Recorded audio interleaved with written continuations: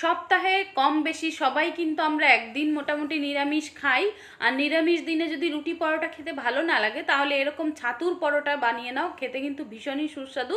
আটা মেখে নেব, এই জন্য এর মধ্যে নুন চিনি আর তেল দিয়ে ভালো করে আটাটা মেখে রেখে দিলাম।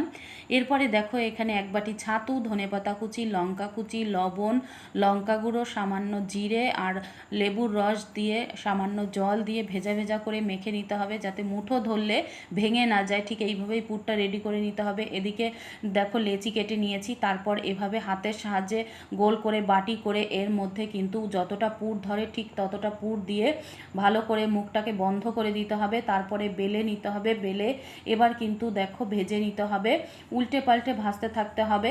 আর আমি কিন্তু একদম মোছা তেলে ভাজছি, তোমরা কিন্তু একটু বেশি তেলেও ভাজতে পারো, তোমাদের পছন্দ মতো ভেজে নেবে। আর একদম নরম তুলতুলে পরোটা তৈরি হয় আর খেতেও ভীষণ ভালো লাগে।